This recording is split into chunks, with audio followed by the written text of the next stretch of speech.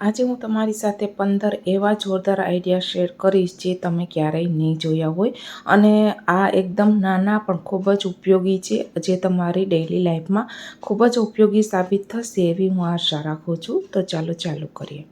અહીંયા તમે જોઈ શકો છો, આપણે જે ખાવાનું મંગાવીએ તો આ રીતના પ્લાસ્ટિકના કન્ટેનર આવતા હોય છે. તેને નાઈફથી 4-5 આ રીતે હોલ કરી દેવાના છે. મેં આ રીતે ચોરસ કર્યા છે, તમે ગોળ પણ કરી શકો છો. પછી ડબલ સાઈડ ટેપ લઈ લેવાની છે. ડબલ સાઈડ ટેપ લઈ અને આપણે 2 કટકા કરી અને બંને સાઈડ એક ચોંટાડી દેવાના છે. તમે ચાહો તો ચારે બાજુ પણ ચોંટાડી શકો છો, પણ ટાઇલ્સમાં લગાવવાનું છે એટલે બહુ વાંધો નહીં આવતો. અને જ્યારે પણ ડબલ સાઈડ ટેપ રાખો ને લગાવો ને ત્યારે સરફેસને સરસ રીતે ક્લીન કરી અને ટ્રાય કરી અને પછી જ ચોંટાડવાનું છે, નહીંતર ડબલ સાઈડ ટેપ છે ને સરખી કામ નહીં કરે. પછી આ એક સરસ મજાનું ટૂથબ્રશ ઓર્ગેનાઇઝર બની જશે અને એની લીડ ઢાંકી દો ને તો એ ડસ્ટ ફ્રી પણ થઈ જશે. કોઈ પણ ધૂળ રજકણ વગેરે પણ એના બ્રશિસ ઉપર નહીં જાય અને એકદમ હાઇજેનિક રહેશે. અને જો તમારે બ્રશ વગેરે ધ્યાન રાખવું ના હોય તો તમે આ રીતની ક્રીમ વગેરે પણ ત્યાં રાખી શકો છો. નાની મોટી વસ્તુ જે આપણે મિરરમાં રાખતા હોય બધી રાખી શકો છો. અને જો તમે જોઈ શકો છો, મોટી વસ્તુ નહીં સમાય, નાની નાની ડબ્બીઓ હશે, કોઈ વિક્સની હોય, મેડિસિનની હોય, બહુ બધી હોય છે, તે સમાઈ જાય છે. અને બધાને બધી રીતની હું કહું ને તો જે બધી વસ્તુ ખરીદવા માટેનું બજેટ હોતું નથી, તો બધા જ રીચ ફેમિલીના પણ હોતા નથી. તો મોટા ભાગે જે લોકો DIYમાં માનતા હોય, જે વસ્તુ લેવામાં પૈસા બગાડવા ના માંગતા હોય, એવા લોકોને કામ આવે ને એવા જ આઈડિયા હું તમારી સાથે શેર કરું છું. અને મોટાભાગે જો પ્રેશર કુકરમાં આપણે કોઈ પણ વસ્તુ બનાવીને તો બધી 12 વસ્તુ આવી જતી હોય છે. બહુ બધા આઈડિયા છે, મેં ઓલરેડી શેર કરેલા જ છે. એક નવો આઈડિયા શેર કરું છું. આ રીતનું ટિશ્યુ પેપરમાં હોલ કરી અને તમે સીટીએમાં લગાવી દો તો કોઈ પણ વસ્તુ ઢોળાશે ને તો એની ઉપર જ ઢોળાશે અને તમારું જે કુકરનું ઢાંકણ છે ને એકદમ ક્લીન રહેશે. તેવી જ રીતે આ રીતની શોપિંગ બેગ પેપરની બહુ બધી જગ્યાએ આવતી હોય છે, મીઠાઈ વખતે કે પછી દિવાળીમાં કે કપડાં ખરીદતી વખતે કે મેડિસિનમાં. આ મારી હોસ્પિટલની બેગ છે, તો અંદરથી આ રીતની ચોરસ સ્ટ્રેપ છે ને કટ કરી લેવાની છે. કટ કર્યા પછી જો આ રીતના જે પ્લાસ્ટિકની બોટલ હોય ને એને ભરવા માટે એક સરસ મજાનું DIY ઓર્ગેનાઇઝર બની જશે. કાં સ્કૂલની વોટર બેગ છોકરાઓ સ્કૂલેથી આવે પછી અહીંયા પડી હોય ને તો એને ઓર્ગેનાઇઝ કરવા માટે પણ તમે મોટી બેગનો યુઝ કરી શકો છો. અહીંયા નાની વોટર બોટલ મારે ઓર્ગેનાઇઝ કરવી હતી એટલે મેં નાની બેગનો યુઝ કર્યો છે. અને આમાં તમે જે કપડાની બેગ આવે ને એનો પણ તમે યુઝ કરી શકો છો. તો શું થશે, વોટર બોટલ એકદમ ઓર્ગેનાઇઝ રહેશે અને આપણે અને છોકરાને એન ટાઈમે મળી પણ જશે. તેવી જ રીતે તમે જોઈ શકો છો, કોઈ પણ પ્લાસ્ટિકનું કે ગ્લાસનું કન્ટેનર લઈ લેવાનું છે અને પછી તમારે આ રીતે લસણ ફોલવાની જે માથાકૂટ છે ને એકદમ ખતમ થઈ જશે. લસણ જેટલું ફોલવું હોય એટલું નાખી દેવાનું, પછી બ્લેડ નાખી દેવાની. હું આ જસ્ટ ટ્રાય કરું છું.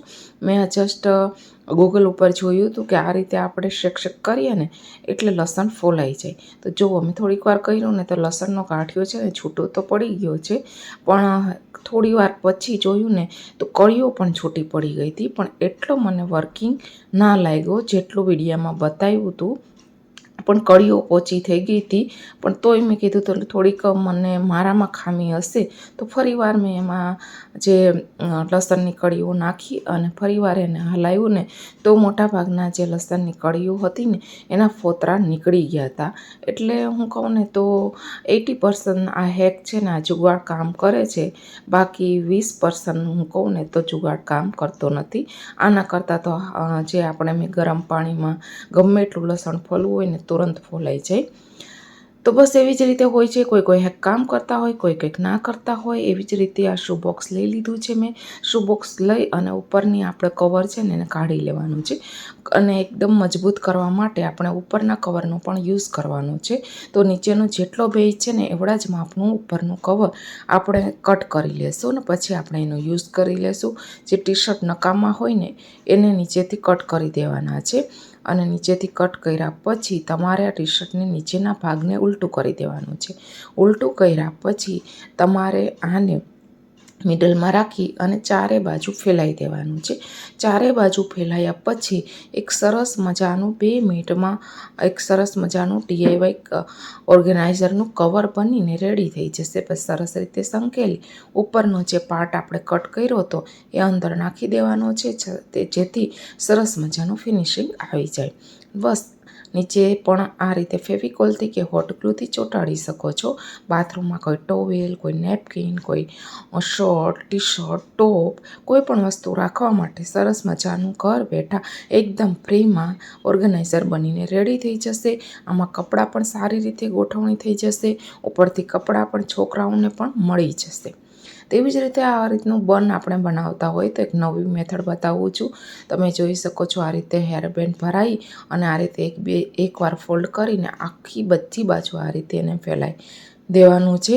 કેમ કે નાની છોકરીઓ જ્યારે બહાર જાય કે ટ્રેડિશનલ કપડાં પહેરે ને તો આ સરસ મજાની એક હેરસ્ટાઈલ છે જે તમે કરી શકો છો અને આ રીતે સિક્યોર પણ કરી શકો છો. મિડલમાં કોઈ વસ્તુ હોય, કોઈ પિન્સ વગેરે હોય તો મિડલમાં લગાવી શકો છો. તો સરસ મજાનું એક હેરસ્ટાઈલ 5 મિનિટમાં બનીને રેડી થઈ જશે.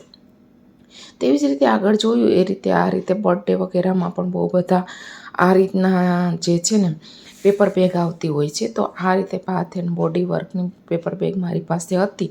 તો જેવડું મોટું મારે ઓર્ગેનાઇઝર બનાવવું હતું ત્યાંથી કટ કરી અને આખું આ રીતે કટ કરી લેવાનું છે. પછી ઉપરનો ભાગ કટ કર્યો ને એ પણ અંદર નાખી દેવાનું છે, જેથી થોડુંક મજબૂત થઈ જાય. પછી આપણે આ રીતે સ્ટેપલરથી સ્ટેપ કરી દેવાનું છે. આ રીતે સ્ટેપલર કર્યા પછી બેઝને સ્ટ્રોંગ કરવા માટે કોઈ કાર્ડબોર્ડનું પુઠ્ઠું લઈ અને અંદર લગાવી દેવાનું છે, જેથી નીચેથી પણ સરસ રીતનો શેપ જળવાઈ રહે. આ રીતનું ઓર્ગેનાઇઝર બની ગયું છે. તો આવી રીતની જે હેટ હોય ને એવા કપડાં એમાં રાખી શકો છો. સોક્સ વગેરે રાખવા માટે આ બનાવ્યું છે પણ મેં તમને ટી શર્ટ રાખીને પણ બતાવ્યું છે, જેથી કરીને તમને આઈડિયા આવે કે પ્લાસ્ટિકનું આ પેપરની મોટી બેગ હોય ને તો બહુ બધી ટોપ્સ ને જીન્સ વગેરે પણ આવી જાય. અને હવે મેં આ રીતની કપડાની શોપિંગ બેગ લઈ લીધી છે અને એવી લેવાની છે જ્યાં મિડલમાં આ રીતનો પાર્ટ હોય. સીધી હોય ને એ નહીં કામ કરે, આ રીતનો પાર્ટ હોય ને એ જ કામ કરશે. અને બસ મિડલમાંથી નીચે સુધી થોડુંક પાર્ટ રાખી અને ખોલી લેવાનું છે. પછી જે આપણે આ સ્ટ્રાઇપ કટ કરી એને અંદર બાજુ જવા દેવાની છે, જેથી તેની બેજ એનો સ્ટ્રોંગ થઈ જાય. ઉપર આપણે કાર્ડબોર્ડનું પુઠ્ઠું પણ લગાવશું, જેથી કરીને એનો શેપ જળવાઈ રહે.